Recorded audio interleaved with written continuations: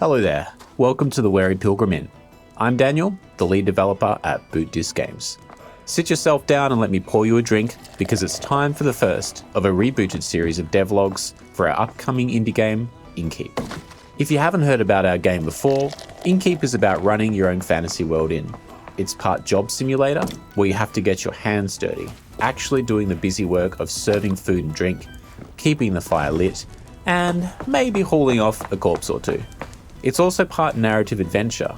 You'll meet over 100 unique characters, each with their own stories and secrets, and team up with a party of outcasts, all while trying to unravel an ancient mystery with world-shattering implications.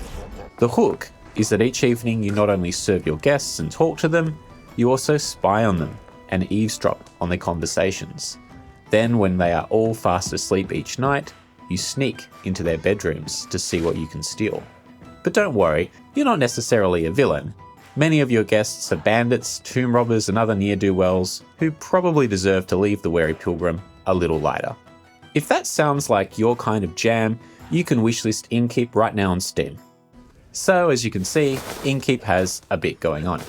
It's pretty ambitious for a first project, especially given that until quite recently, I was working on it almost entirely by myself in my free time.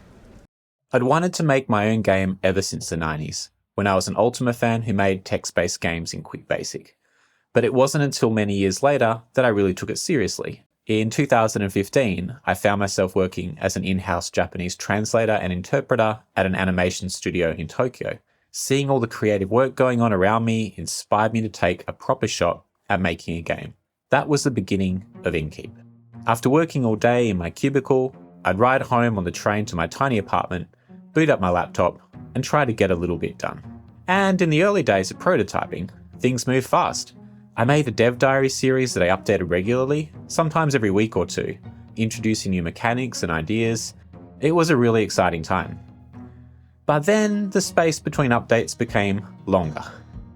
First months, then sometimes a year or more, as I got stuck into the serious work of building out the play space and improving the overall visuals of the game to the point that it would look like more than a hobby project.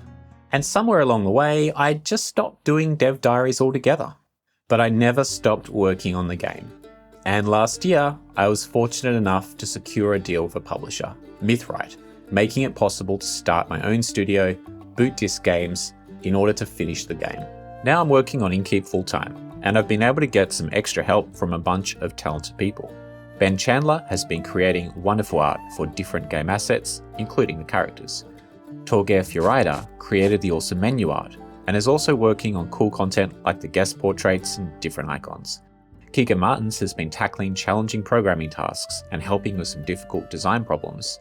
Filippo Beck-Pecoz is composing an original score for the game, which you may get a sneak peek of soon. Philippe Cellier is handling sound design and recording Foley specially for the game. And last but not least, James Bailey has contributed as a songwriter and narrative consultant. So now seems like a great time to start putting out devlogs again. Only instead of starting at number 15, I thought it would make sense to reboot the series and really introduce the game properly.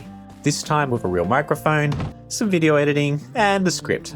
But seriously, I'm leaving those old videos up, but watch at your discretion. They're pretty bad. For this first episode, I thought a good starting point would be to introduce a major part of the game's design ethos, being able to interact with tangible things. Growing up, I was a big fan of the Ultima series of RPGs, particularly Ultima 7. This is a game where practically every discrete thing you can see, outside of mountains, trees, and rocks, is actually something you can grab and pick up, or at least interact with in some way. And the different NPCs of the world similarly go about their day interacting with those things, opening shutters in the morning, lighting street lamps in the evening, and sleeping in beds at night. But why even add these kinds of features to a game? Well, it was to help create a world. After all, the motto of Origin Systems was, "We create worlds." Some games, for example the original Baldur's Gate 1 and 2, have worlds that are a little like a map painting in a film, a backdrop against which the player talks to NPCs, or fights them, and maybe loots some containers. But the world of Ultima 7 is no map painting. When I see a pair of shoes, I can actually take them and wear them on my feet. When I see a bed, I can actually sleep in it. Unless somebody else is sleeping in it already, and then you'll need to wake them up first.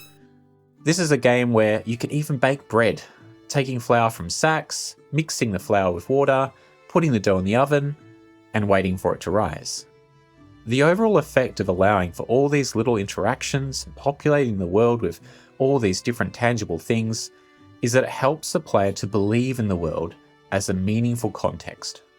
If you'll let me get a bit philosophical for a second, we can think of it like this. Worlds are not simply containers. If a shoe is in a box, the shoe is not transformed, and neither is the box, apart from getting a bit heavier. But a word can transform a sentence.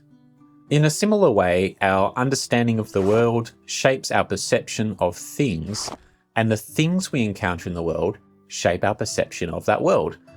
On some level, a video game world where we can take a book from a shelf and read it feels to us like a world that actually has books, and which is a world that has writers and history, quills and paper and so on. That doesn't mean that this approach to video game worlds is inherently superior. It depends on what you are trying to make the player feel, how you want them to engage with the game. But if you do want the player to feel connected to the game world they are in, having a lot of tangible things you can interact with is a very powerful approach. And this is part of what I wanted to achieve with Innkeeper. The basic starting point for the game is that the player should feel like they are running a fantasy world in, not as some invisible entity like in a management tycoon, but as an embodied avatar who has to move about the space, lighting chandeliers, pouring beer, chopping ingredients, and washing dishes. You need to physically grab trays of food, barrels, used bowls, firewood, other people's possessions maybe, and decapitated heads on occasion.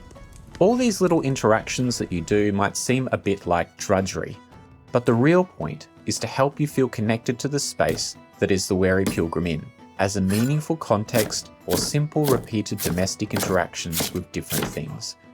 The Weary Pilgrim can be a little scary at times, what with the beheadings and the demon summoning, but ultimately it's a place for you to feel at home.